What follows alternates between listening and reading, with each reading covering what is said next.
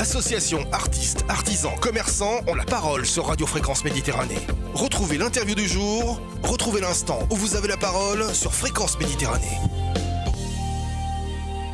Eh bien bonjour à toutes, bonjour à tous, bienvenue sur Radio Fréquence Méditerranée, bienvenue dans l'émission. Alors le jingle c'était l'interview du jour, mais en fin de compte c'est une émission aujourd'hui, on peut dire prêt à l'emploi bien sûr, avec les missions locales du département des Alpes-Maritimes.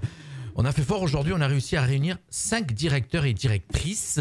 Et on va commencer par présenter les dames en premier, bien sûr. Madame Saba Edaidi, directrice de la mission locale Nice-Côte d'Azur. Bonjour. Bonjour Jean-Luc. Ah, j'ai pas ouvert son micro, donc on recommence. Bonjour. Bonjour Jean-Luc. Et accompagnée d'une autre dame juste en face, Madame Delphine Barthélémy, directrice de la mission locale Sophia Antipolis. Bonjour Jean-Luc. Monsieur Yves Rébaud, directeur de la mission locale Cannes Pays de l'Érins. Bonjour. Voilà. Et puis Monsieur Jean-Yves Gilquin, directeur de la mission locale du Pays de Grasse. Bonjour Jean-Luc. Voilà, ben c'est bien, tout le monde connaît mon prénom. Et puis, puisqu'on m'a bien présenté, puis celui qui a l'habitude d'être avec moi d'habitude, c'est le directeur de la mission locale Est 06 Menton, Monsieur Ziad Essid. Bonjour Ziad. Bonjour cher Jean-Luc. Je suis content que tu m'as amené tout ce beau monde aujourd'hui. On va pouvoir parler mission locale et puis un peu ce qu'on fait un lundi par mois. Et on va présenter. Alors aujourd'hui, on va aborder la notion de réseau des missions locales, puisque vous êtes un réseau. Et là, on vous en force, c'est les Alpes-Maritimes. Il y a les autres départements, mais ils ne sont pas avec nous aujourd'hui. Vos actions dans vos territoires respectifs, vos chiffres respectifs dans vos missions locales, et puis si vous avez des actions que vous souhaitez mettre en avant. Voilà, on va parler de tout ça aujourd'hui. Et avant de commencer de parler à la notion de réseau de missions locales, mon cher Ziad Essid, c'est toi qui vas commencer, nous rappeler un petit peu les missions principales des missions locales. Alors, merci Jean-Luc. Avant de rappeler les missions des missions locales de manière générale, en tout cas mes collègues ils seront là aujourd'hui pour l'exposer les différentes missions. Juste aujourd'hui, on s'élargit un peu de territoire. C'est vrai, on avait l'habitude de parler de territoire l'Est de département, l'Est 06, et donc avec les trois intercommunalités, c'est-à-dire la CARF et les Pays du Pérignon et 2 communes un petit peu de la métropole. Là aujourd'hui, j'ai le plaisir d'accueillir mes collègues, mes amis même, avec qui on collabore dans le département. On couvre tous les territoires départementaux, donc sur tout le 06 qui est présent aujourd'hui. Tous les directeurs du département ou il en manque? Tous les directeurs du département. Il y a 5 missions locales dans les Alpes-Maritimes. Il y a tout le territoire qui est présenté aujourd'hui, avec tout son côté littoral, côté rural, un peu le côté également rural et ça représente beaucoup de jeunes, beaucoup d'aide pour les jeunes, et on en parlera tout à l'heure. Là, ça va faire un chiffre assez conséquent dans le département qui voisine les 20 000 accompagnements sur les 5 missions locales du département. Merci. Les missions, on rappelle les missions de la démission locale, mon cher Ziad. Alors, plusieurs missions, mais la priorité, la finalité, l'objectif, comme tous nos collègues, c'est l'emploi. Alors, je vais en profiter pendant que tu présentes ça, de laisser passer un petit diaporama qui va cacher mon image à moi, mais en fin de compte, qui va parler bien sûr de la mission locale S06, mais pratiquement c'est les mêmes missions dans toutes les missions locales. Donc en même temps, on va laisser tourner ce petit diaporama qui va vous donner des indications et puis qui va te permettre bien sûr de continuer. Et très bien, effectivement, le diaporama c'est que pour le secteur, alors qu'on n'avait pas prévu, mais en tout cas pour le secteur Est, mais pratiquement c'est les mêmes dispositifs, avec des spécificités territoriales que mes collègues vont l'exposer. Notre objectif principal, c'est l'emploi. C'est l'emploi, l'autonomie des jeunes, avec un accompagnement global, à la fois le volet emploi, volet social, mais également au volet formation. Pour ce faire, nous avons un certain nombre de dispositifs. Le plus connu, le dispositif phare, c'est le COJ, c'est le contrat engagement jeune. Nous avons eu l'occasion d'en parler ici même et d'avoir des témoignages de certains jeunes. Sinon, nous avons d'autres dispositifs qui tournent autour du parrainage, le décrochage scolaire, le PASSIAC, c'est un dispositif d'aide financière d'accompagnement renforcé. Nous avons tellement d'autres dispositifs, en tout cas et de partenariats, que parfois ça m'échappe quelques-uns.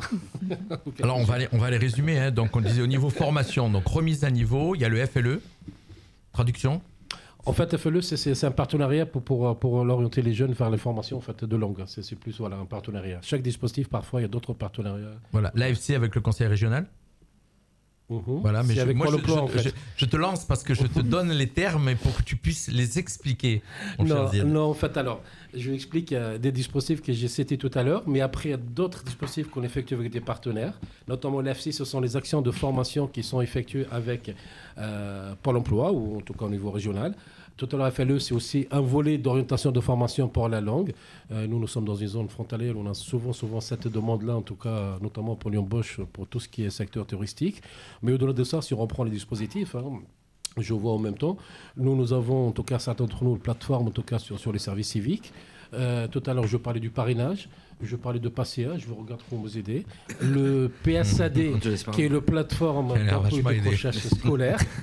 Voilà. En fait, tout ça pour dire, parce que c'est vrai, et bien évidemment les contrats aidés, parce que nous sommes prestataires de différents contrats aidés, qui permet d'alléger les charges aux employeurs et permet d'avoir un petit peu cette optimisation gagnant-gagnant entre le jeune et l'employeur.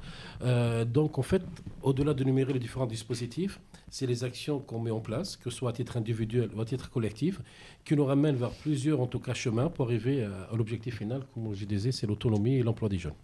Je suppose que tout à l'heure, tous ces dispositifs sont communs à toutes les missions locales, mais vous en avez des particuliers qui n'existent pas, Menton, par exemple? Oui. À qui va parler Madame Barthélémy? Qu'est-ce qu'il y a, par exemple, en Sophia Antipolis qui n'aurait pas à Menton? Oui, alors, juste pour une petite rectification, je me permets, mais c'est la mission locale Antipolis. Hein, notre siège est à Antibes, mais on couvre tout le territoire de la communauté d'agglomération de Sophia Antipolis. Aurélie m'avait bien écrit le terme, et moi je croyais qu'elle avait oublié le mot Sophia Antipolis. Voilà. Donc c'est bien Antipolis.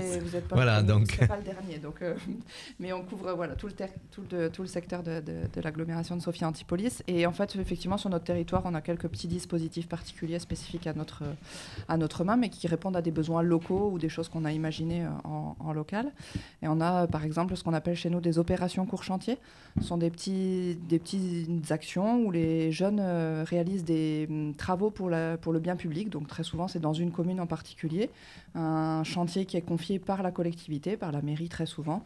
On réhabilite des bancs, des espaces de jeu, des centres de loisirs. On en a entendu parler dernièrement effectivement sur les chaînes d'infos de ce dispositif. C'est possible. En tout cas, on a finalisé une opération à Villeneuve-Loubet il y a 15 jours. On en termine une cette semaine à Valoris et bientôt à Antibes d'ici le courant du mois de décembre. Donc effectivement, ça permet de remobiliser les jeunes et de les mettre en activité, en action pour pouvoir travailler sur leur parcours. Mais ce qui est aussi intéressant, c'est le fait qu'ils travaillent sur le bien public et qu'on leur dise ce que tu as fait, c'est beau. Et ça leur fait du bien. Surtout qu'il y en a qui le dégradent, ils sont là pour le réparer, si j'ai bien compris. Et du coup, comme c'est fait par les jeunes, c'est très souvent respecté. Voilà. Enfin, voilà, c'est aussi dans cette logique de citoyenneté. Madame Edaïdi, vous à Nice, qu'est-ce qu'il y a, vous avez qu'il n'y a pas Menton?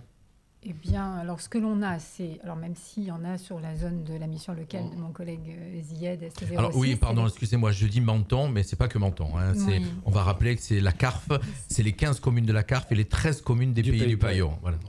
C'est ça. Donc, du coup, je vais parler des actions qui sont spécifiques au public sur notre territoire. Donc, la mission locale de Métropole de Nice, Côte d'Azur, a dans son territoire géographique 10 quartiers relevant de la politique de la ville. Donc, on a des actions qui sont spécifiquement dédiées à ces publics-là. Et je pense notamment à un dispositif qui existe aussi au niveau national au sein de certaines missions locales. C'est le dispositif Sans chance, sans emploi, qui, lui, intègre sa spécificité, c'est qu'il intègre le monde de l'entreprise au même niveau, entre guillemets, que la mission locale, puisque notre objectif, c'est de repérer des jeunes en difficulté sur les quartiers QPV, relevant de la politique de la ville, de les préparer dans le cadre d'un SAS à une meilleure employabilité, et on a constitué un réseau d'entreprises qui sont partenaires de la mission locale et qui accueillent dans le cadre d'un comité inter-entreprise ces jeunes qui ont été préparés en amont pour, au même niveau que le conseiller, finalement, proposer des actions concrètes qui vont constituer des étapes de leur parcours vers l'emploi et l'autonomie, Ziad l'a dit tout à l'heure. Et ça, c'est une vraie spécificité territoriale, donc ça fait partie de notre public. Un autre public, mais mon collègue à côté va en parler aussi parce qu'il a une spécificité qui est identique à celle de Nice, c'est les jeunes relevant de la justice, entre guillemets, des jeunes sous main de justice, puisqu'il y a la maison d'arrêt de Nice et la maison d'arrêt de Grasse, tu en parleras tout à l'heure. Puisque effectivement, M. Giquin, c'est Pays de Grâce, mission locale. Pays de Grâce, 23 communes. C'est ça, et donc nous avons un référent justice qui fait des permanences en maison d'arrêt, qui va préparer la sortie et la réinsertion sociale et professionnelle des jeunes sous main de justice. Et demain, d'ailleurs, nous accueillons à Nice le réseau régional des référents justice à la mission locale. Alors dans le micro, mon cher Monsieur Giquin, il va nous dire, lui, ce que vous avez du côté Pays de Grâce. De spécifique, on va dire, par rapport aux autres. Ça va regrouper l'ensemble des dispositifs qui a pu citer Z, mais au-delà de ces dispositifs, chacun a sa spécificité. la spécificité va C'est ça un revenir petit peu que j'ai été chercher chez vous, pour voir un petit peu, pour comparer. Le territoire de Pierre-de-Grâce, c'est 23 communes. Autant que ici, que le S06. Entre les 13 communes du canton de Saint-Auban, donc là on passe sur côté montagne, jusqu'au territoire grassois, avec la spécificité depuis 2 ans, c'est une spécificité où on accueille 40% de nos accueils sont mineurs. Donc il a fallu adapter l'ensemble de notre d'offres de services pour accueillir, accompagner des jeunes qui sont mineurs. Donc à la fois dans le cadre du contrat d'engagement jeune, où on a fait une spécificité mineure, sur lesquels donc sur ces contrats d'engagement jeunes, donc on a comme action que ce soit du slam, pour les remettre dans le chemin, dans les rails, que ce soit du slam, que ce soit une action qui est en direction des animaux, que ce soit des actions de sportifs ou autres, mais quoi qu'il en soit, donc il a fallu qu'on puisse adapter cette nouvelle donne parce qu'on a beaucoup plus de mineurs qu'on puisse accueillir peut-être d'autres missions locales. On va rappeler pour nos auditeurs l'âge sur lesquels vous intervenez, c'est de 16 à 26 ans, si je ne me trompe pas. Voilà, c'est ça, effectivement. Après, comme disait Sabat, donc on a sur notre. Pensez à parler dans le micro. Si vous tournez la tête, on n'entend plus. Vous savez, moi, je bouge beaucoup. Comme disait Sabat, on a une spécificité, c'est qu'il accueille aussi des jeunes sous main de justice. Donc nous, on intervient sur la maison d'arrêt de Grasse avec un quartier mineur et un quartier majeur. On intervient. On a 2 référents qui sur l'ensemble de la semaine, interviennent pour accompagner ces jeunes qui sont sortants. Voilà, c'est pour préparer les jeunes à leur sortie, pour pouvoir leur proposer un emploi, puisque ça fait partie aussi souvent de leur chemin de sortie. Effectivement, oui. Je cherche le mot parcours de sortie. Merci, mon cher Ziad. Et dans ce cadre de cette spécificité, on accompagne aussi l'ensemble du réseau régional, parce qu'on a été choisi par l'association régionale des missions locales pour accompagner les 14 référents justice qui interviennent sur l'ensemble du territoire régional. D'accord, ça c'est parce qu'il y a une maison d'arrêt sur votre territoire. Il y a à la fois une maison d'arrêt et puis il y en a une à Nice pourtant aussi. Il y a le fait aussi d'être volontaire, c'est aussi d'être aussi volontaire pour accompagner l'ensemble des référents sur l'ensemble du territoire. Et donc on va terminer avec Cannes Pays de l'Érins. Qu'est-ce que vous avez de... Pardon, monsieur? Non, je disais qu'à Grasse aussi, il y a un studio, La Bonne Idée. Oui. Alors, pratiquement tous, vous œuvrez sur des côtés. Il y a cette fibre, il y a ce créneau artistique. Là, vous avez proposé s'occuper des animaux. Il y a le créneau sportif. Il y a le côté animaux, il y a le côté des actions qui sont un peu de Grasse. On a une convention avec le théâtre de Grasse où les jeunes de La Bonne Idée, ce que tu voulais dire, ce sont des jeunes qui interviennent sur notre studio, ce qu'on peut nous appeler un studio. Où ils ont la possibilité de faire des reportages, où ils ont la possibilité de faire des lives, où ils ont la possibilité de s'exprimer. Donc on a ce partenariat avec le théâtre de Grasse, où on accompagne quelques collèges, notamment dans le cadre des 3e Sexpa. Toutes ces actions, en fin de compte, ça permet dans un sens, leur donner confiance en eux. Ça, c'est la première chose. Et 2, en fin de compte, peut-être de repérer des pépites dans certaines... parce que souvent, on a des gens qu'on ne repère pas et puis pouvoir leur trouver de l'emploi. Et de les remobiliser. Et de les remobiliser. À travers un aspect un peu ludique, en fait. Parce que parler à des jeunes qui sont en rupture, en échec scolaire ou qui sont loin de l'emploi et de formation, c'est compliqué. Donc en fait, on utilise des leviers un peu attractifs pour les jeunes, pour les remobiliser et l'air de rien, les accompagner vers l'emploi et la Effectivement, formation. les missions locales, le rôle des missions locales, c'est pas juste faire la passerelle entre le jeune et l'employeur, c'est aussi tout ce qui va autour, du côté social, du côté financier aussi. Voilà, il y a beaucoup de choses qui gravitent autour. On va terminer avec... alors là, on était parti, on a un peu chamboulé l'émission, mais c'est pas grave, ça fait partie du direct. Avec donc Monsieur Rebaud, c'est ça? Exactement. Directeur des missions locales Cannes Pays de l'Érins. Tout à fait. La spécificité que vous avez un petit peu par rapport aux autres que les autres n'ont pas? Déjà, on a un territoire qui est plus petit, puisqu'on n'a que 5 communes sur ce territoire. Donc ça concerne évidemment moins de jeunes, mais avec une forte concentration au niveau de l'hôtellerie-restauration, des métiers du service à la personne. Du coup, on a développé des actions pour la découverte de ces métiers de façon ludique, sous forme d'escape game. Voilà, puis on est en train de développer aussi un studio La Bonne Idée. On est quand même sur un territoire où beaucoup la télé, avec tout le MIPIM et le Festival de Cannes, donc on a de quoi faire sur ce territoire. D'accord. Alors on va aborder, mon cher Ziad. Oui. Alors juste simplement, c'est dans la continuité. Donc nous sommes organisés, nos missions locales, donc 5 missions locales dans le département 06, 28 au niveau régional. Et le chiffre au niveau national, entre 450 et 460 missions locales, je n'ai pas le chiffre exact, pour vous dire que tout le territoire national est couvert. Ce qui a toujours fait la force des missions locales, et on communique dans ce sens-là. 437 missions locales, mon cher. Très bien, vous avez les chiffres exacts. exacts. Voilà, le bon chiffre. Parce qu'il y a des fusions entre-temps 6800. qui peuvent se porter chaque année, donc du coup, on n'a pas le chiffre exact. 6800 lieux d'accueil, 15 ARML. Ce sont les associations régionaux des missions locales. 15 000 professionnels. Voilà. 15 000 professionnels. Voilà, aux missions locales. Donc chaque territoire national est couvert. Et ce que je disais, ce qui a fait la spécificité, c'est cette décentralisation, puisque le côté économique dans le sud n'est pas comme dans le nord.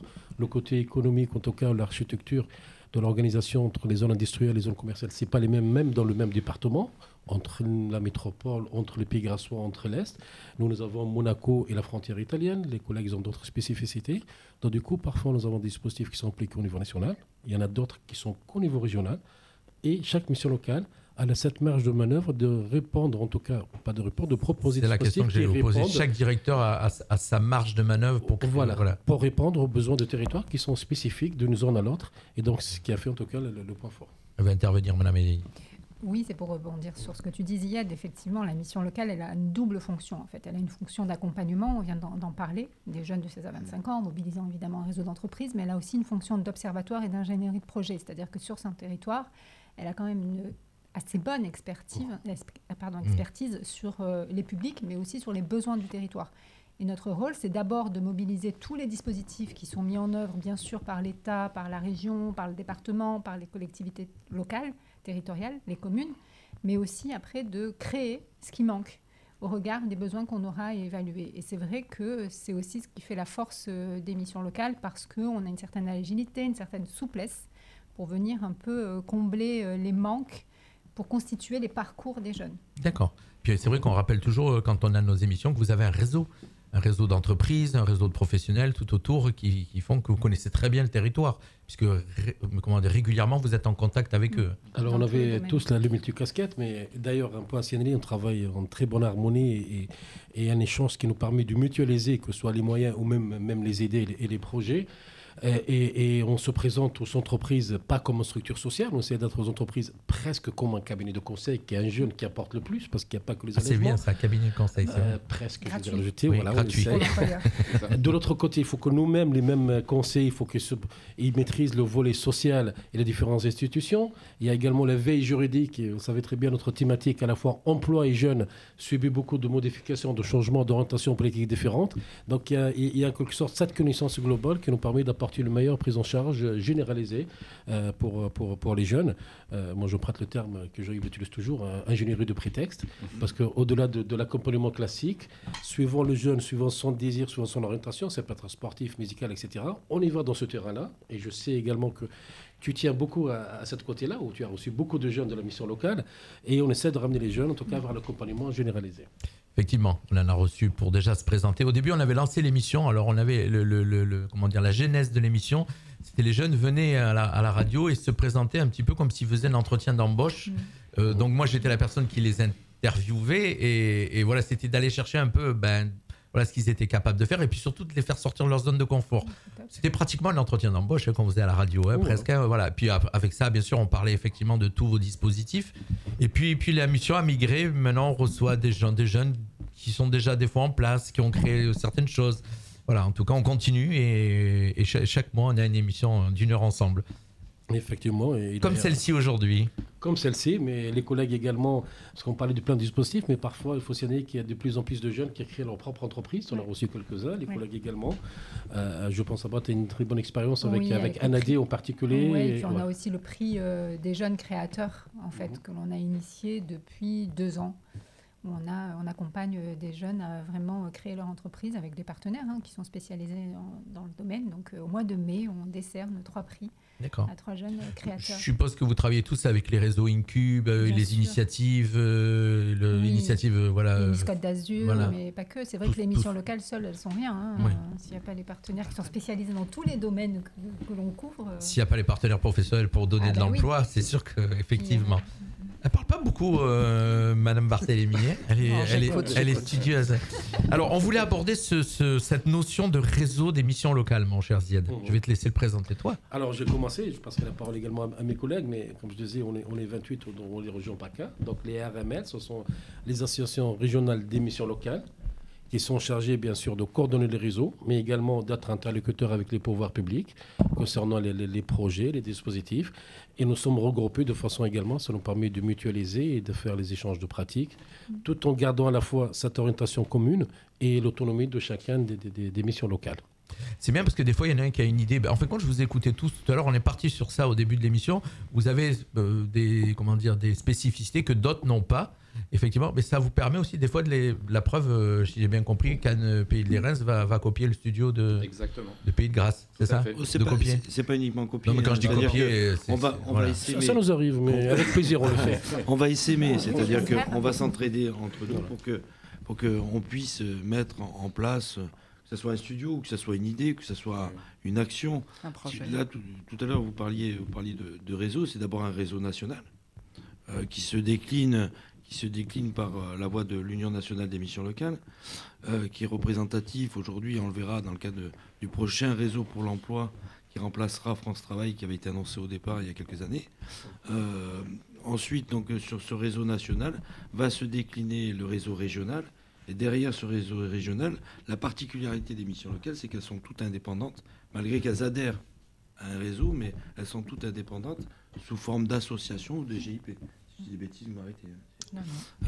Et de là va se décliner à la fois un cahier des charges qu'on peut appeler cahier des charges, mais qui plutôt pour nous est un référentiel de compétences, un référentiel d'action pour lequel tout l'ensemble des missions locales va appliquer ce même référentiel. Pourquoi un réseau associatif, Ziad, effectivement, on l'a jamais trop relevé. Pourquoi sous forme de réseau associatif? Parce que c'est quand même financé par l'État. Oui, d'ailleurs, j'allais venir, quand on dit indépendant, on est effectivement autonome parce qu'on est une association en général. Je crois, association loi 1901. Mais oui. on ne peut pas dire qu'on soit totalement indépendant parce qu'évidemment, on dépend des politiques publiques et qu'on est financé à 98% par des financeurs publics, État, région, métropole et parfois des départements, mais très peu. Et on a des conventions d'objectifs et de moyens avec un cadre qui nous est fixé, des actions à mettre en œuvre, des indicateurs de performance. C'est une association qui est un peu tenue quand même. Et tant mieux, parce que ce sont des financements publics. Bien sûr. Il pourrait y avoir de la dérive. Exactement, donc c'est important qu'il soit. Voilà, on est autonome et on dépend quand même de nos financeurs. Vous avez un cadre. En fait, votre autonomie, elle est sur ce que vous allez créer, sur les méthodes aussi. Sur le comment faire. Voilà, l'idée, ça a été pas dupliqué, mais en tout cas, c'est la suite. Comme après la Deuxième Guerre mondiale, il y avait tout le réseau de l'ASE, l'aide sociale à l'enfance, qui était constitué autour de grandes associations au niveau national, mais qui sont associatives, en 1901.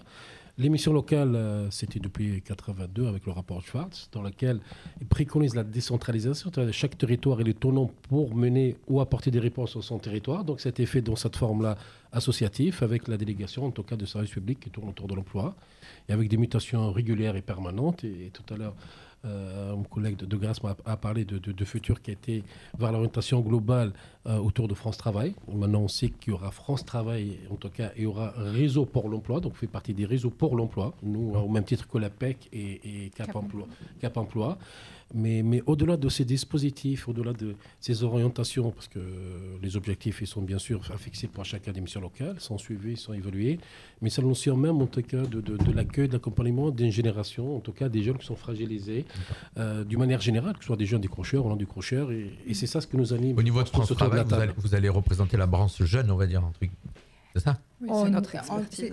Oui, c'est notre expertise, mais tous les jeunes ne seront pas suivis exclusivement par les missions locales. Il y aura évidemment France Travail, donc aujourd'hui Pôle emploi qui va devenir France Travail, qui a aussi une mission destination des jeunes, mais pour le réseau des missions locales, on sera quand même sur un public qui rencontre de nombreuses difficultés, en fait, puisque notre spécificité, c'est l'approche globale, ce qui n'est pas la spécificité des autres opérateurs. Un jeune peut être inscrit à Pôle emploi et aussi avec vous, avec les missions locales, c'est ça? Ça fonctionne comme ça aussi. Demain, c'est pas qu'il va pouvoir, il va devoir pour un grand nombre de jeunes... Être inscrit à Pôle emploi. Oui. Voilà, parce que là, actuellement, il y en a qui ne l'étaient pas.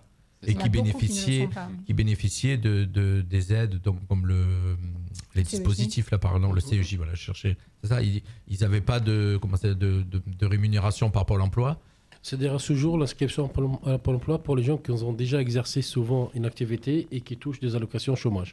Donc ils sont inscrits à Pôle emploi. Il y en a d'autres également qui sont pas cette allocation. Mais globalement, c'est ça le panel des jeunes qui sont inscrits à Pôle emploi. Les statistiques disent qu'aux alentours de 30 à 40% des jeunes suivis dans les missions locales sont inscrits à Pôle emploi. Et l'idée de France Travail, c'est de centraliser, mais à la fois donner une flexibilité, que tous les partenaires autour de l'emploi, en fait, avoir une sorte de démarche commune et mutualisée entre les uns et les autres. Donc on a abordé cette notion de réseau, c'est ça? Alors oui, vous vous réunissez des fois avec les autres régions et puis au niveau France? Oui, au niveau national, oui. On va laisser parler Madame Barthélemy. Je vais tout la faire parler. Parce que du coup, on va à Paris. Enfin, certains d'entre nous vont à Paris la semaine prochaine, puisqu'il y a l'Assemblée générale de notre réseau national. Donc, on se retrouve pour certains à Paris la semaine prochaine. Donc, ça, c'est principalement les rencontres nationales. Après, au niveau régional, on se retrouve tous les mois entre directeurs dans le cadre d'un conseil technique des directeurs. Et le prochain a lieu le 15 décembre. Donc, effectivement, on se retrouve assez régulièrement. Alors, ça veut dire quoi, conseil technique? Vous faites quoi au moment de ces réunions?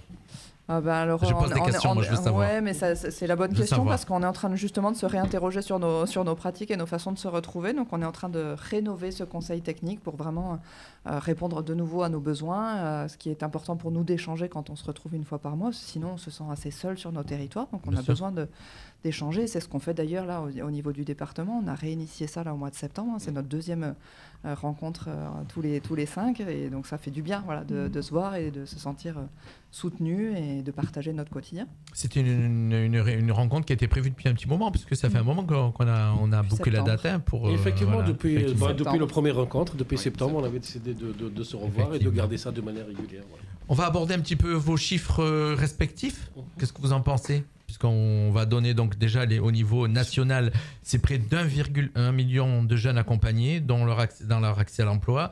400 000 sont accueillis pour la première fois, je vois au niveau national. Donc j'ai tout, mais c'est bien, on m'a communiqué les chiffres. 312 000 jeunes ont trouvé un emploi. C'est ça? Effectivement, donc ça c'est les chiffres au niveau national des différentes missions locales. Ouais. 60 000 sont en contrat alternance. Et plus de 23 000 jeunes sont retournés en formation initiale. Donc vous, au niveau de vos missions locales, comment ça se passe? Combien de jeunes J'aime bien. Madame Ediaïdi, elle regarde. Elle consulte ses chiffres. Alors figurez-vous que je ne les ai pas. J'ai en tête les chiffres de 2022. Oui, bon, je ne leur ai pas demandé de préparer les chiffres. Donc on sera sur des tendances plutôt que des chiffres exacts. On a été pris au piège. Voilà, on est tous en train de préparer notre conseil d'administration. Donc on a qui a lieu lundi. À peu près nos chiffres de l'année. Oui, on donnera les chiffres de... Alors combien de jeunes pris? Par exemple à Nice, métropole, j'ai dit Nice, mais métropole, combien de jeunes pris en charge? Alors sur une année, je vais vous donner les chiffres de 2022. En termes de jeunes accueillis, c'est 8300 jeunes accompagnés. Et en premier accueil, nouvellement inscrit, c'est 2900 à peu près. D'accord. Le plus gros territoire, je suppose que c'est le vôtre? Oui, puisque... En termes de population déjà? En termes de population et puis en termes géographiques aussi, puisque c'est la métropole Nice-Côte d'Azur, mais c'est aussi la communauté de communes Alpes d'Azur. Donc c'est plus de presque 70 communes en fait. Vous avez, à l'identique de S06, vous avez des bureaux aussi dans tous ces endroits aussi? On a 13 sites d'accueil. Les plus gros sont sur Nice, bien sûr, avec 5 antennes, mais après on est effectivement à Carros, Vence, Cagnes-sur-Mer, Saint-Laurent, Saint-André-la-Trinité, Cap-d'Aille. D'accord. Voilà. Les chiffres de Grasse? Oui. De Grasse. Donc on n'est pas du tout sur la même volumétrie. Bien sûr, mais bien sûr, avec des toutes petites communes dans le haut pays. Oui, quand on a des communes comme Péménade ou quoi, c'est tout petit. Bien sûr, et en même temps, donc Cabris. Il y a quand même un volume de population qui évolue chaque année. Alors vous, le territoire est très étendu. 23 communes. Mais non, mais en superficie. En superficie. Mais la chance, il est beaucoup moins habité. Oui. En termes de chiffres, nous, c'est à peu près 2800 jeunes accompagnés dans une année. Là, au 30-09, c'était 2300 jeunes à peu près en accompagnement. Mais après, on reste sur des volumétries de entre 800 et 1000 jeunes chaque année en premier accueil. Sachant qu'il y a eu un effet Covid.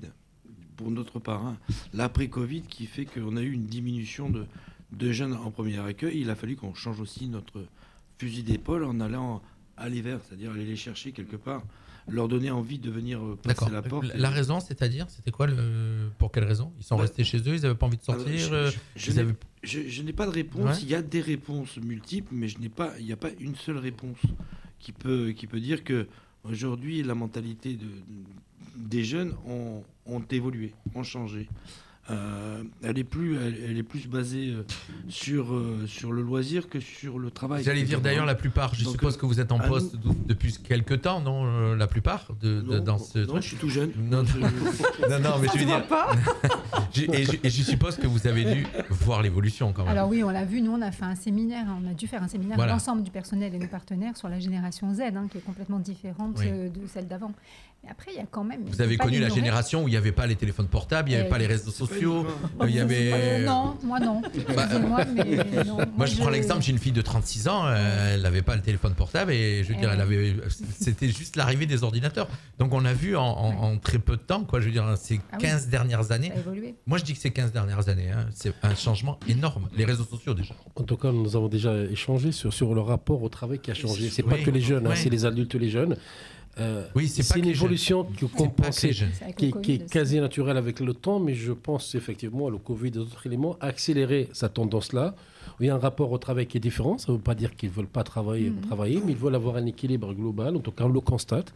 C'est vrai, on a quelques années de pratique et qu'il y a ce côté qualité, ce côté travail et... Quelques-uns, je schématise, mais je schématise, mais voilà, effectivement, vous devez souvent l'entendre. Ceci dit, par rapport à ce que tu viens de dire, Jean-Yves, sur la baisse du public accueilli, il ne faut pas quand même oublier qu'il y a eu une reprise économique assez importante qui a quand même permis à beaucoup de jeunes d'accéder à l'emploi sans avoir besoin de la mission locale, et tant mieux. Oui. En revanche, l'effet inverse, l'impact que ça a eu, en tout cas nous, pour le réseau des missions locales, c'est que le public que l'on accueille est de plus en plus en difficulté. C'est-à-dire que ceux qui ont moins de difficultés ont accédé à l'emploi et ceux qui ont de grosses difficultés, notamment au niveau social, contact, de santé, de souffrance psychique, etc., est quand même important au sein de nos structures. Sachant, comme vous venez de le dire, que le Covid n'a pas aidé. Le Covid a amplifié ce phénomène, effectivement. Exactement. Donc la reprise économique, l'effet Covid, fait qu'il y a moins de jeunes qui sont venus à la mission locale, mais des jeunes qui cumulent d'énormes difficultés. Voire des jeunes mineurs. Une augmentation de jeunes mineurs. Et de nombreux jeunes mineurs. Dans le micro, mon cher. Oui, de nombreux jeunes mineurs. On y a dit tout à l'heure que l'émission, c'était comme si on était au café, mais il fait pareil. Elle est toujours à l'aise.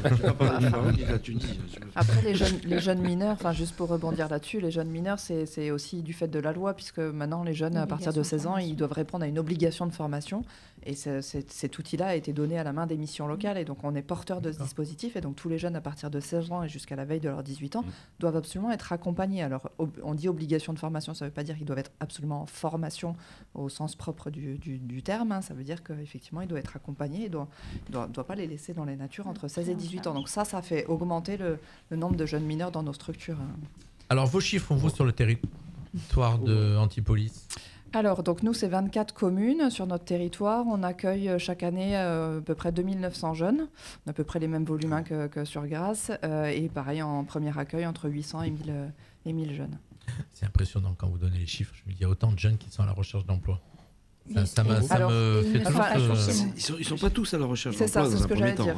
J'allais nuancer. Beaucoup de jeunes qui arrivent, qui passent la porte de la mission locale avec des difficultés qui sont complètement différentes d'une... Oui, mais le but à l'arrivée, c'est qu'ils trouvent un emploi. Néanmoins, le besoin, quand ils arrivent, ils viennent demander un emploi. Et le travail du conseiller, c'est de faire un diagnostic et d'analyser les besoins du jeune et proposer des étapes. Mais ils ne viennent pas à la mission locale juste pour aller dans le studio. Mais on aimerait bien, franchement, je sais pas, moi je m'autorise à dire ça, mais moi je trouve que ça serait bien que les jeunes passent la porte de la mission locale sans avoir un besoin, j'allais dire presque vital, parce qu'on est aussi là pour discuter avec eux, pour échanger, ce que je trouve bien aussi aujourd'hui, c'est qu'on communique et qu'on parle de ce qu'on fait, de notre métier, de ce qu'on peut apporter à ce public-là et qu'ils soient en emploi. Vous avez la clé de beaucoup de portes. En fin de compte, il faut qu'ils arrivent et puis vous pouvez leur montrer tout le panel de ce qu'il y a en face et pour travailler et pour s'épanouir. Mais ceci dit, une fois qu'ils viennent pour l'emploi ou la formation, on schématise quand on dit l'emploi, mais c'est emploi ou formation.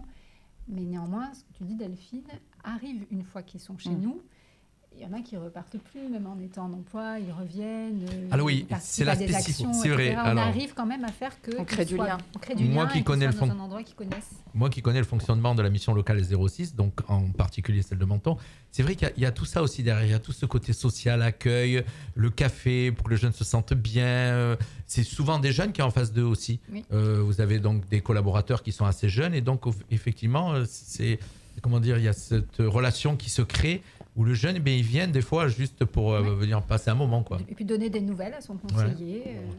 Alors les jeunes, effectivement, pour préciser juste, sont aussi en premier accueil. Un jeune qui est inscrit pour la première fois à la mission locale, il reste inscrit jusqu'à 26 ans, toute sa vie, en tout cas le temps qu'il trouve une solution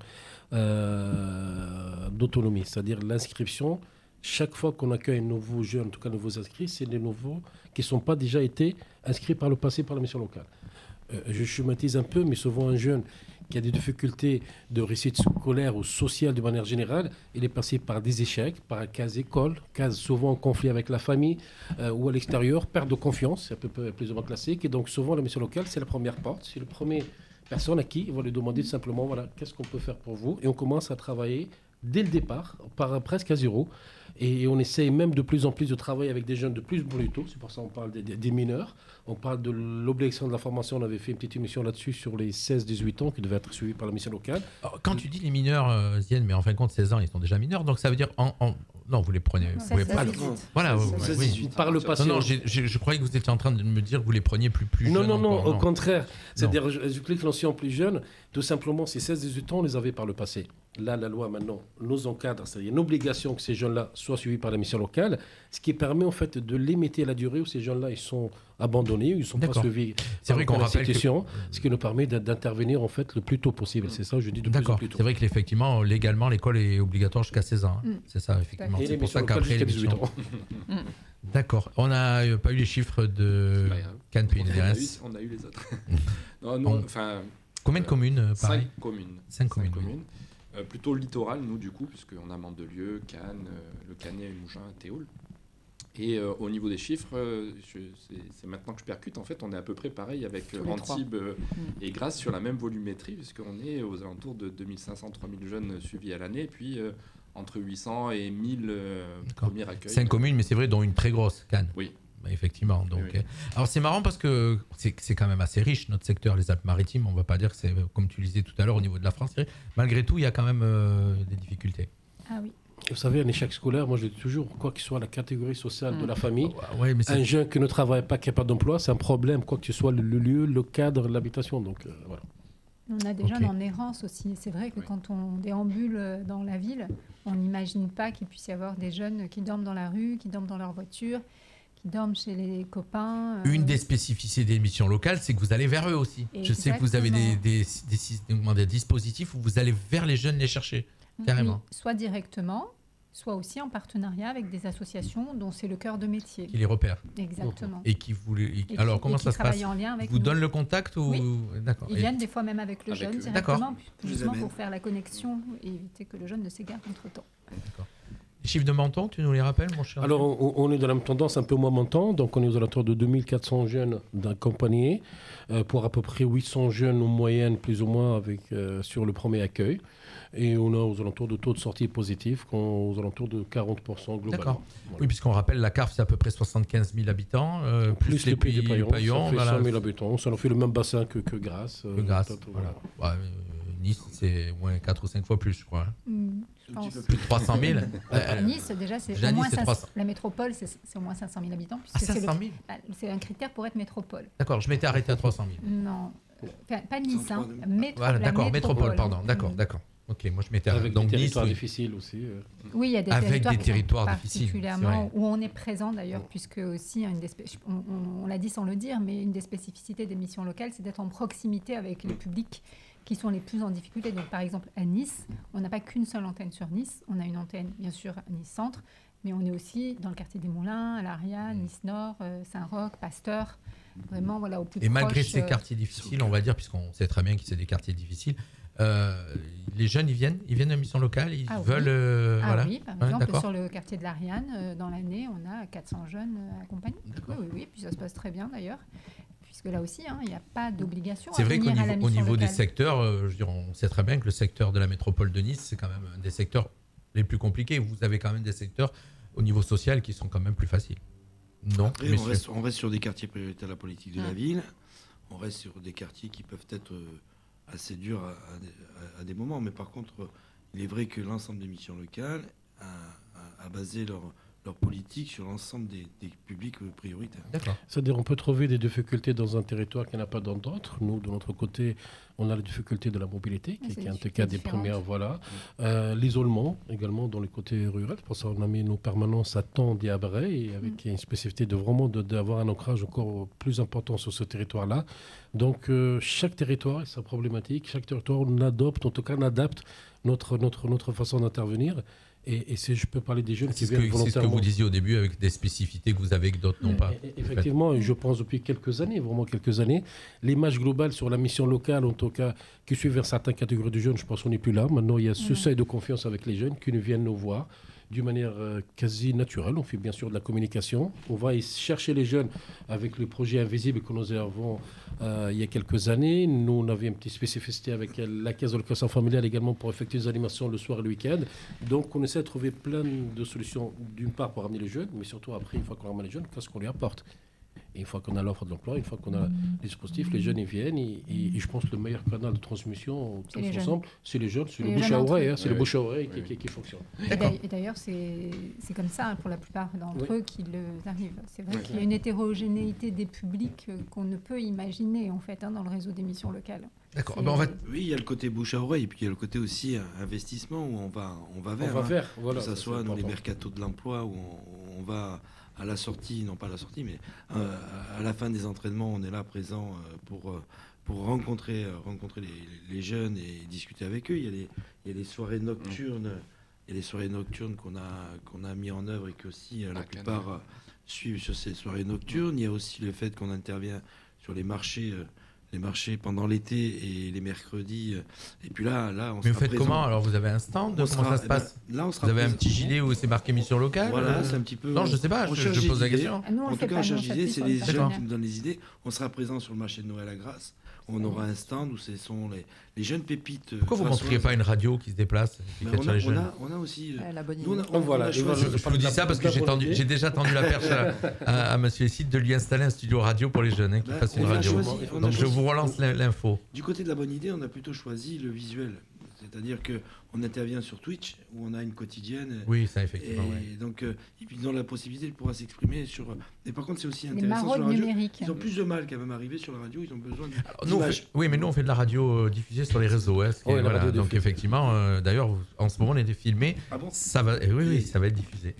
En fait, ce sont des maraudes numériques, en fait. D'accord. C'est-à-dire, au lieu d'aller sur le... tous ces lieux que tu viens de citer, par exemple, en plus, il y a aussi sur le numérique, parce que les jeunes sont quand même beaucoup plus sur leur téléphone que sur les marchés. Exact. Donc, voilà, il faut aller les chercher. Oui, jeux vidéo, quand je dis sur leur téléphone, aujourd'hui, le téléphone, c'est la télé, le jeu vidéo, le streaming. En tout cas, on est super innovant quand même. Enfin, quand on s'écoute et qu'on voit tout ce qu'on fait, on est quand même très, très innovant. Elle me tend la perche pour terminer la mission, sans transition, c'est bien, elle nous tend la perche pour terminer la mission. Moi, j'aurais voulu que vous me parliez un petit peu des actions que vous souhaitez mettre en avant, chacun que vous avez sur votre territoire. Il y en a tellement. Voilà. C'est ça, en plus de ce qu'on vous a déjà dit tout à l'heure. Si vous deviez choisir une action que vous avez mis en place et qui vous tient à cœur sur votre territoire. Allez, Antipolis. J'ai pas le temps de réfléchir du coup parce que j'ai parlé des opérations qu'au chantier déjà tout à l'heure. Il y en a un qui a eu le temps de réfléchir, qui n'a pas beaucoup parlé, c'est Cannes Pays de l'Érins. Donc une action, vous sortiez une action que vous avez vous chez vous et qui vous tient à cœur. Ça a été les assises de l'alternance qu'on a mis en place en octobre, qui a regroupé l'ensemble des intervenants. Là, on était plus sur un réseau de partenaires en fait, pour se questionner sur comment promouvoir l'alternance, comment accompagner les jeunes pour éviter les ruptures de contrats, etc. Et donc on a réuni 70 partenaires et on a fait des tables rondes auxquelles on s'est questionné pendant toute une journée. Et ça a été vraiment un moment très riche de partage. Et puis on constate que quel que soit le territoire, les difficultés sont les mêmes. D'accord. Et on a des solutions. Les professionnels, en fait, ceux qui sont sur le terrain, ont des solutions à proposer. Et donc 2024, ça va être la mise en place de ces solutions. Voilà. Pays de Grâce. Pays de Grâce, donc comme je disais. Pays de Grâce, vous inquiétez pas si vous entendez beaucoup de bruit. Il tape beaucoup sur la table depuis tout à l'heure. J'arrive pas à bouger. Voilà, je sais. Hyper actif. Alors, Pays de Grâce, une action qui... Allez, je vais en donner qu'une parce que chaque semaine, c'est pouvoir imaginer demain. Donc, je vais en donner une, c'est le Café Emploi. Café Emploi, pourquoi le Café Emploi? Parce qu'il est initié au départ par notre président, qui est Jérôme Biot, qui est le maire de Grasse, et qui participe à cette action tout au long de l'année. C'est trois Cafés Emploi dans l'année, où ce sont les jeunes qui vont se présenter à un parterre de chefs d'entreprise. Mais l'objectif étant pas forcément l'emploi, d'être recruté immédiatement.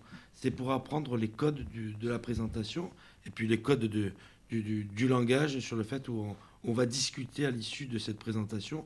Chaque jeune va se présenter, et puis à l'issue de cette présentation, donc ils vont pouvoir faire des petites tables rondes et discuter entre eux. C'est vrai que la particularité, c'est qu'elle est portée par notre président, par l'élu, et qui donne beaucoup plus d'appui à la fois du côté du jeune que du côté de l'entreprise. D'accord, ça existe à Menton aussi, le Café de l'Emploi, si je ne me trompe pas. Vous en avez fait un il n'y a pas longtemps.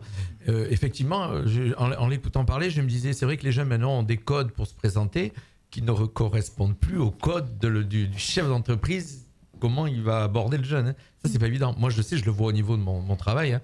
Vous savez, on a un atelier qui dure 2 heures qu'on appelle les 20 premières secondes. C'est-à-dire, en fait, comment les jeunes doivent se comporter pendant les 20 premières secondes, qui permet de donner la première image devant l'employeur. Mais ça, l'employeur, il le sait que vous faites ça, donc il va peut-être essayer d'aller voir. J'aurais pas dû le dire. Les premières secondes. Pas forcément. Donc, alors, au niveau de la métropole, vous, une action qui vous tient à cœur, celle que vous préférez? Je ne pourrais pas vous dire celle que je préfère parce que je les aime toutes. Oui, et c'est sincère. C'est pas, voilà. Une qu'on vient de mettre en place là, ça s'appelle le défilé des entreprises. En fait, on est parti d'un constat qui est simple et que vous avez sûrement entendu parler aussi dans vos informations, dans les différents journaux télévisés, c'est que les employeurs n'arrivent plus à trouver de candidats. Et en même temps, les jeunes que nous accueillons n'arrivent pas à trouver d'offres ou d'employeurs qui veulent les recruter. Alors, ce n'est pas des speed dating. C'est de se dire, on va jouer sur l'opportunisme. Aujourd'hui, on va essayer de faire en sorte que le jeune arrête de s'arc-bouter sur « je veux faire tel métier » ou « je veux tel emploi ». Et on va demander aux entreprises d'ouvrir un petit peu le spectre des possibles. On va dire à des entreprises de venir avec leurs offres sans savoir quelles sont les offres. On va positionner des jeunes, enfin les conseillers vont positionner des jeunes sans dire aux jeunes de quelle offre il s'agit. Et les entreprises vont défiler devant les jeunes en présentant les métiers des emplois dans lesquels ils recrutent. D'accord. Et les jeunes, s'ils sont intéressés, ont leur CV et ils donnent leur CV aux employeurs et après ils se voient plus tard. Et c'est vrai. C'est un peu comme si le jeune il feuilletait un catalogue là, et il les a enchérés en alors, os. Je vous dirais, il y a 15 ans, vous avez parlé d'il y a 15 ans, mais jamais de la vie on aurait imaginé ça. On était dans des process qui étaient complètement différents. Mais là, c'est de dire, mais il faut s'adapter, je pense. Il faut s'adapter et puis. Oui, il faut être opportuniste. Aujourd'hui, on ne va pas faire un métier pendant toute sa vie. Donc, commençons par celui-là, voyons, et puis on verra. Et moi, je crois beaucoup en la rencontre jeune entreprise, à la rencontre entre deux personnes, parce que parfois, on a juste envie de tendre la main à un jeune, même si on ne l'aurait pas imaginé l'embaucher. Voilà, je crois que mettre un peu d'humain et d'humanité c'est ce qui a changé aujourd'hui dans l'accompagnement et dans ce que l'on fait, sans se poser de questions, et aussi en faisant en sorte que les professionnels que nous sommes, nous, arrêtions aussi en voulant bien faire, de censurer, en fait, de dire d'avoir des a priori. Tel jeune, mais jamais de la vie, je le verrai dans ce métier-là. Non, laissons faire, et puis ça marche. D'accord. On a réussi à mobiliser à chaque fois entre 40 et 50 jeunes, et on le fait tous les mois. D'accord. On a commencé en octobre, et c'est top. Et Madame Barthélémy, au niveau de Antipolis. J'ai pris le temps de réfléchir. On y a laissé le temps de réfléchir. Mais bon, comme elle a écouté les autres, ça va peut-être... Mais c'est ça, après, je pense qu'on a tous plein d'idées, plein d'actions à mettre en valeur. Je vais parler d'une action qu'on a tous, mais du parrainage, parce que je trouve que c'est intéressant de pouvoir en parler, parce que c'est vraiment une action intéressante. Alors, ça porte bien son nom. Je pense que c'est assez simple à comprendre, mais le dispositif parrainage, ça permet de mettre en relation des bénévoles, qu'ils soient actifs ou retraités, avec des jeunes qu'on a en accompagnement, pour proposer du plus et puis un vrai contact, un lien aussi. Là, on remet de l'humain et je trouve que ça fait tout à fait le lien avec ce que tu disais, Saba. C'est un dispositif qui fonctionne très bien et qui permet d'accéder à l'emploi. On a des taux de retour à l'emploi sur ce dispositif qui sont juste fabuleux, quoi. Donc ça prouve qu'effectivement, des fois, les jeunes, ils ont juste besoin d'avoir un parrain sur lequel s'appuyer, se reposer, un parrain ou une marraine d'ailleurs, mais sur lequel ils puissent se reposer. Alors soit parce que le parrain ou la marraine sont actifs et donc ils ont un réseau disponible et ils savent les codes de l'entreprise, etc. Ils peuvent travailler là-dessus. Soit ça peut être quelqu'un de retraité qui a plus de temps et qui peut vraiment être là pour lui donner la main au quotidien presque, j'ai envie de dire. Et c'est encore une fois très intéressant. Donc ça permet aussi de faire un appel à toutes les personnes qui voudraient se mobiliser dans ce réseau de parrainage et devenir bénévoles. Sur le réseau Antipolis, on rappelle. Et sur toutes les missions locales. Sur toutes les missions locales. D'accord. Tout le monde porte ce dispositif. Alors on va rappeler, parce que c'est vrai qu'Antipolis, moi j'étais parti en disant Sophia Antipolis, c'est quel secteur Antipolis? Alors nous on couvre, donc je disais 24 communes, mais on a 5 lieux d'accueil principaux, Antibes, bien sûr, ensuite Valoris, Villeneuve-Loubet, Valbonne et Châteauneuf. D'accord. Mon cher Ziad, c'est toi qui va terminer. C'est l'occasion en fait de saluer ces hommes et des femmes qui sont bénévoles, qui donnent de leur temps, de leur réseau. D'ailleurs, comme toi, cher Jean-Luc, avec le nombre de jeunes que tu as accueillis. Avec Pôle emploi aussi, on a eu un avec Pôle emploi, tu reviens, un très bon projet, effectivement. Pôle emploi. Effectivement. On pourra en parler d'ailleurs, tout à l'heure. Certains jeunes, ils ont passé par là, ils sont passés dans des radios, dans des chaînes au niveau national et même dans de la presse, en tout cas. On a eu 95% de réussite. Voilà, en tout cas, certains qui avaient un petit peu cet attrait pour tout ce qui est métier journalistique, qui sont passés par là. En tout cas, c'est l'occasion de te remercier. Remercier également tous les parents, je pense que nous sommes tous d'accord, parce qu'ils donnent de leur temps et de leur réseau pour apporter aux jeunes certaines réponses. De l'autre côté, si je veux parler de mon temps, une action un peu spécifique, c'est vrai qu'il y a une action qui est un petit peu, on va dire que ça m'a même touché. C'est tout simplement, c'est un groupe de jeunes de la mission locale qui ont organisé eux-mêmes à la fois 2 volets, un petit forum, donc on les a accompagnés bien sûr autour de l'intérim, mais également une soirée où ils ont eux-mêmes invité des jeunes avec des présentations artistiques de ce qu'ils ont fait. Et donc nous on était dans l'accompagnement, on avait à peu près 120 jeunes et c'est vrai c'était une petite soirée un peu mouvante parce que c'est 100% faite par les jeunes. Et quand on leur donne le temps, la parole et l'encadrement, on trouve des choses magnifiques. D'ailleurs, ce qui nous anime tous, et ça me fait plaisir encore que mes collègues soient là à mon temps, c'est ça de côté-là, en tout cas, l'attrait pour les jeunes, pour l'avenir des jeunes. C'est notre avenir à nous tous. En tout cas, dans notre petit territoire, chacun fait ce qu'il peut, dans notre département. Mais sur notre point commun, au-delà des dispositifs de travail, c'est ça de côté-là, apporter aux jeunes, apporter au futur un plus. Et ça nous satisfait parfaitement quand on trouve des belles expériences et des belles réussites. Merci Ziad. Effectivement, c'est pour ça aussi qu'on avait souhaité mettre en place cette émission qu'on a régulièrement. C'est qu'en fin de compte, avant de te connaître, je ne savais même pas qu'il y avait une émission locale qui existait et je ne savais même pas qu'il y avait quelque chose pour les jeunes alors que j'y passais tous les jours devant les bureaux et j'ai découvert au fur et à mesure tout ce qui est mis en place pour les jeunes. Quand on me dit aujourd'hui qu'un jeune, il ne peut pas faire de sport déjà chez nous ou partout sur tous les territoires, j'y crois pas. Quand on connaît le réseau associatif qui existe, quand on me dit qu'on n'aide pas les jeunes pour trouver du travail, j'y crois pas non plus. Et je pourrais croire qu'avec tout ce qui est mis en place, tous les dispositifs, je trouve que quand même, malgré tout, on pourra toujours critiquer, on trouvera toujours quelqu'un qui critique l'État. Mais l'État, je trouve quand même qu'il met beaucoup de choses en place pour les jeunes. Je pense. Oui, l'État, la région, alors la quand je dis l'État, je ne parle pas que l'État d'aujourd'hui, le pouvoir politique. Voilà. Un jeune un peu motivé, on arrive à lui trouver des solutions. Pardon. Oui, c'est vrai. Et donc, dans les remerciements, je crois que là, nous sommes ici tous les 5. Nous ne sommes que les directeurs des missions locales. Je pense qu'on peut vraiment rendre hommage à nos équipes. Moi, j'ai parlé de cette action tout à l'heure.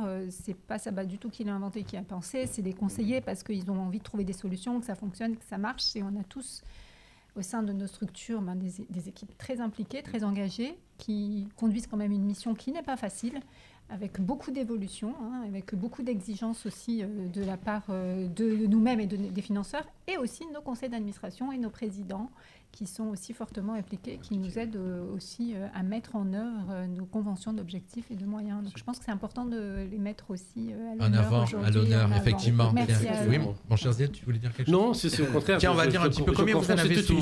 Alors, entre guillemets, quand je dis sous vos ordres, elle vient de le dire, Mme Daïdi, c'est des collaborateurs. Combien chez vous, Antipolis? À Antipolis, on est 40 salariés actuellement. 40 à Nice, métropole, pardon? 84. Voilà. 39.